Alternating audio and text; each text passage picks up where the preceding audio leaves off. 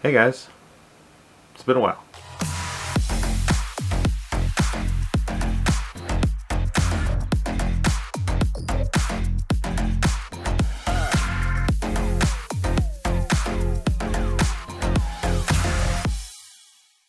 Hope you guys are all doing good. I know it's been about a year since I put out a video, and I'm sorry for that. Just been a lot of crazy stuff happening this year, and finally being able to get back into it and to put some time into this. I came up with a good video that I think will help me jump back into the swing of things, and it's going to be a nice, interesting one.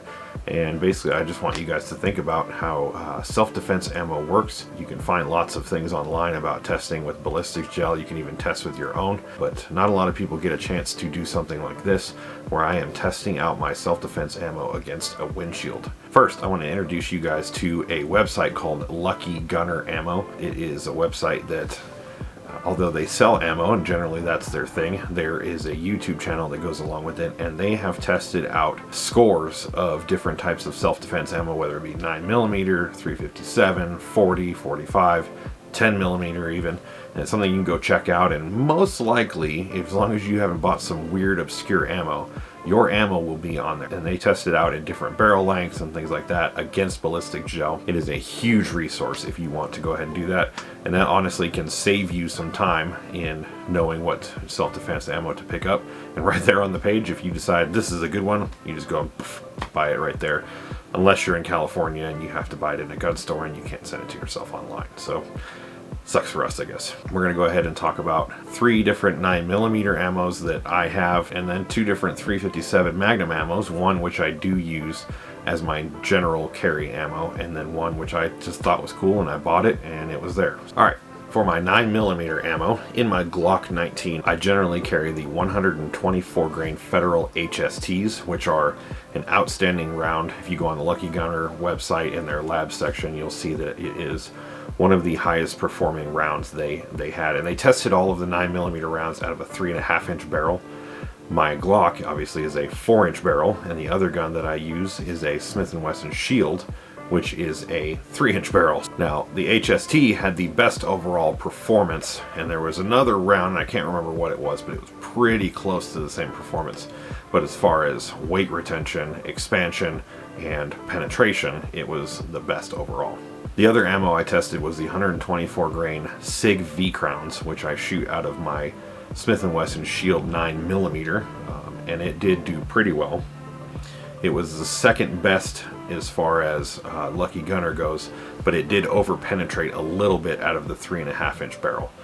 Now, I have a 3-inch barrel in my Smith & Wesson Shield, and so it kind of levels out, and I figured it would be a good round for it. I haven't tested it against ballistics gel. It's something I want to do eventually, but I don't have the time for that, and I just happen to have a windshield, so I got to test it through this. The other ammo I have tried out is the 124 grain Federal Hydro Shocks, which is a round that a lot of people use. I think a lot of people use it specifically in 40 or 45, but they do have it at 9mm.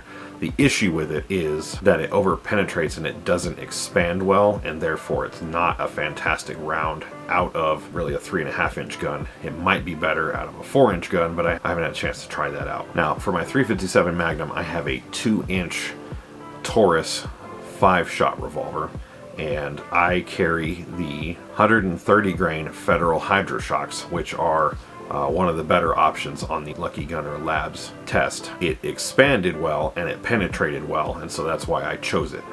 Now, I have another round that is made by a company called ARX, and it is the 86 grain next generation round. Although there's no Lucky Gunner Labs data, I bought it because it looked cool and I thought I'd try it out, and you'll actually get to see a little bit of that as well coming out of the windshield. Now, something to talk about as far as considering shooting from a windshield is that if you are shooting into a windshield from outside of the car, the rounds, because of the curvature of the windshield, will tend to enter the windshield and go down. So if you're aiming for, say, the chest, you would want to aim somewhere around the neck, and that would penetrate and put it where it's supposed to be. And you'll actually see that in the video too, in the GoPro footage, that it actually does come down from where the rounds came through the windshield. And obviously, if you think about it, if you're shooting out of a windshield, you shoot and it will go up. So if you want to aim for, say, a chest and someone is standing at the front of your vehicle, you would want to aim a little bit lower, like the stomach area, and that will penetrate and go up. And there's a video from the Las Vegas Metro Police Department. You'll see an officer shooting through his windshield out into a vehicle that they're chasing, which is kind of dangerous, but it's something that they teach them and they actually have to do sometimes as a last resort when someone is threatening the public. Go ahead and look it up. It's all over YouTube. It's pretty interesting. So we'll go ahead and go over to the range video and we'll get to see how things go.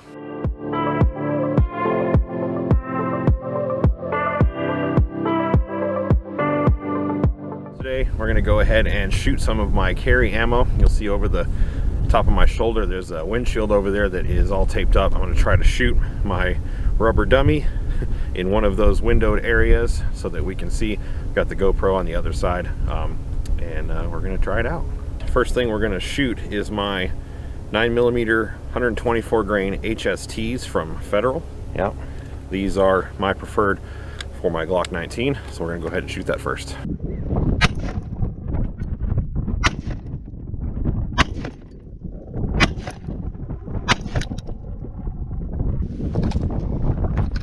We'll see right there, and it hit several spots, went right through the windshield, no problem. As you see from the GoPro video, it went right through that and had no problem. So we'll go ahead and test the next one. Next up, we're going to be shooting the SIG 9mm Luger 124 grain V crowns. Yep, V crowns right there, out of my Smith & Wesson 9mm Shield.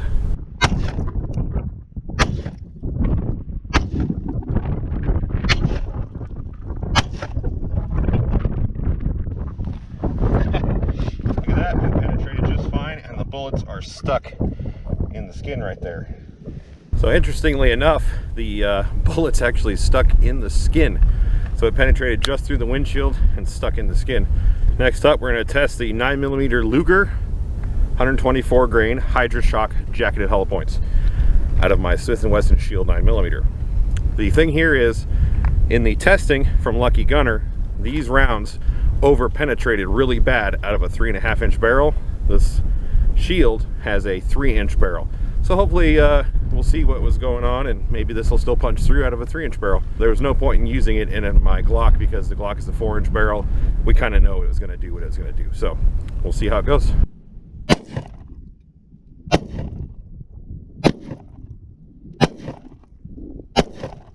All 5 rounds did penetrate the windshield, and looks like one of them got stuck in here. All right, all 5 rounds did penetrate the windshield. They left a nice huge hole there, and one of them even got stuck in the ballistics dummy. Next up, we're going to try out the 357 Magnum 130 grain Hydra Shock jacketed hollow points for my Taurus 38, 357 38. This is my primary carry for this round.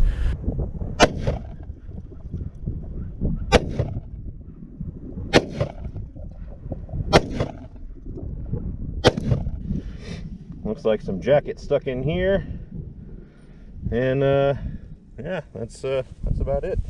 All right, so all 5 rounds did go through. Unfortunately, I suck with this revolver, and I missed 2 out of the 5 shots. There is some jacket sticking out of the rubber dummy.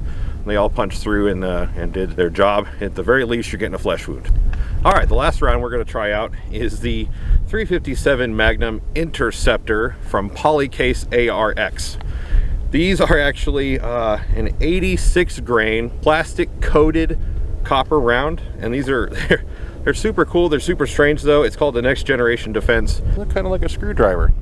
And they're really weird, but they're pretty flat shooting. They're pretty low on recoil, and I'll be honest, I wasn't sure how they were going to go, so I popped a couple at the windshield ahead of time just to make sure that they work and that they weren't going to somehow bounce back. I'll go ahead and show you the video on the GoPro so you guys are seeing it for the first time as if I were seeing it for the first time, even though technically I shot it beforehand. So let's go ahead and try this one out. This will be out of my Taurus 357 as well.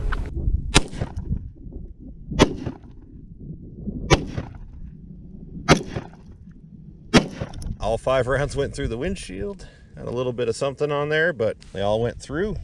All right, all 5 rounds went through. Actually not too bad of a round. So for 86 grains, it actually did pretty well. every single one of these rounds that I tested today, even though a couple of them I don't know that I would carry for self-defense every day just because of over-penetration concerns, they all went through the windshield and did their job. So if anyone's ever driving at you or trying to shoot you, I think you have a pretty good chance of getting through with these rounds.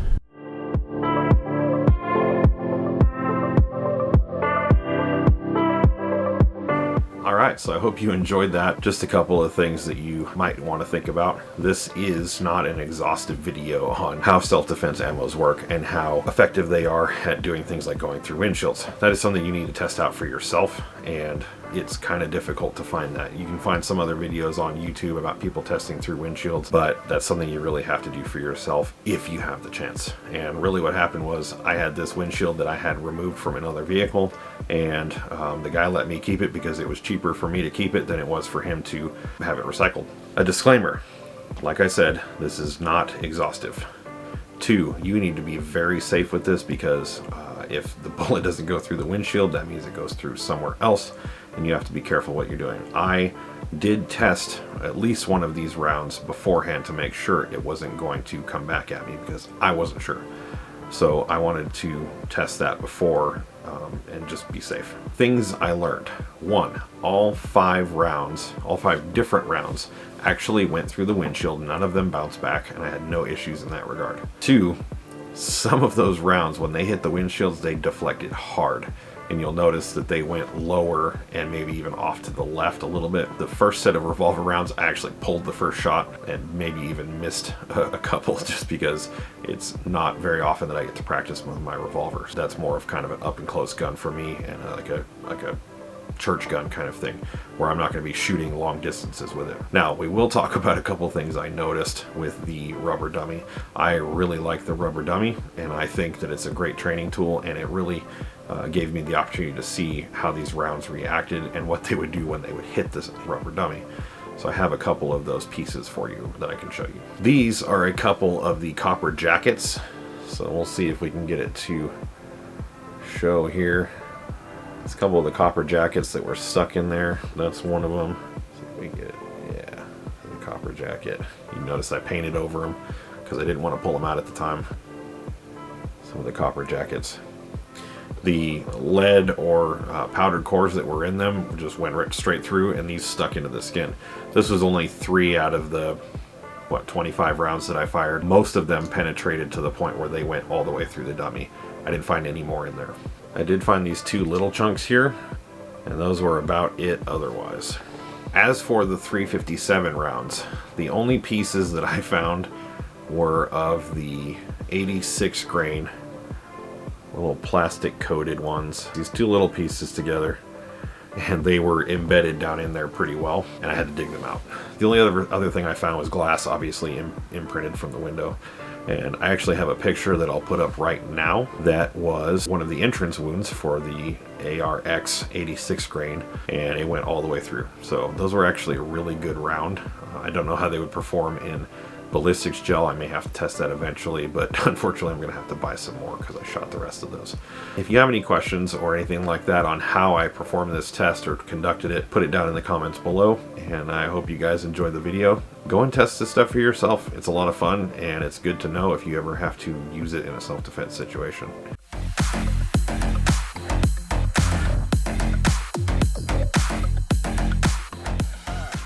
Hey, I forgot about my dad joke for the video. Did you hear about the person who put bread on their head and tried to lose weight? They called it a loaf hat diet. Look at the little baggie of stuff.